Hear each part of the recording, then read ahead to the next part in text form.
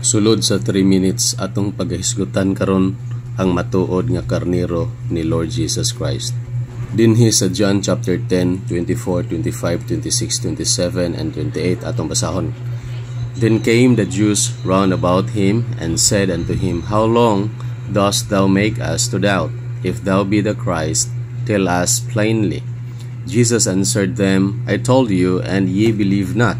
The works that I do in my Father's name, they bear witness of me. But ye believe not, because ye are not of my sheep, as I said unto you. My sheep hear my voice, and I know them, and they follow me. And I give unto them eternal life, and they shall never perish, neither shall any man pluck them out of my hand.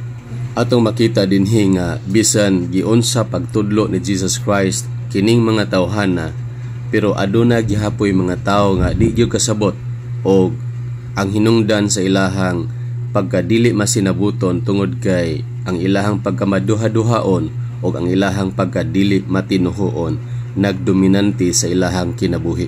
Kining mga tawhana nakakita na sa mga milagro nga gihimo ni Jesus Christ sa ilahang panahon. Nakakita sila kung giunsa niya pagbanhaw ang patay, nakakita siya giunsa niya pagpalakaw ang bakol, ang buta nakakita, og daghan pang mga milagro nga gihimo ni Kristo.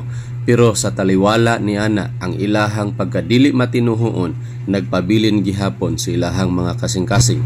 Ang hinungdan nganong ingana gihapon ang ilahang paglantaw kay Jesus Christ nga bisan nakakita na sila sa gahom ni Kristo, wala gihapon sa limituo tungod kay nagpamatuod kana nga sila dili iya ni Kristo, dili sila tinuod nga karnero ni Jesus Christ.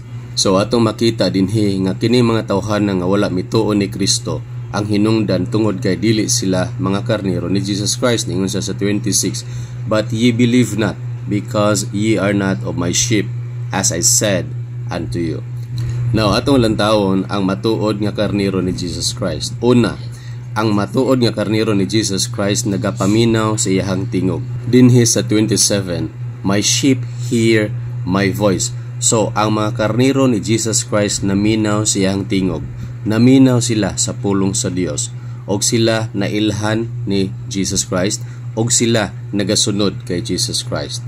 So ang matuod nga karnero sa Dios nagapaminaw gayod, adunay gugma sa pulong sa Dios.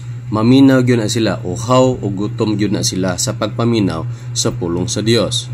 Kung ikaw walay tinguha sa pagpaminaw sa pulong sa Dios, basin dili ka tinuod nga karnero sa Dios. Basin usa ka kakanding nga iya sa yawa. Mao na igsuon siguraduha gayod, sutaa gayod kung kinsa ang gisunod nimo sa imong kinabuhi, si Jesus Christ ba o ang yawa.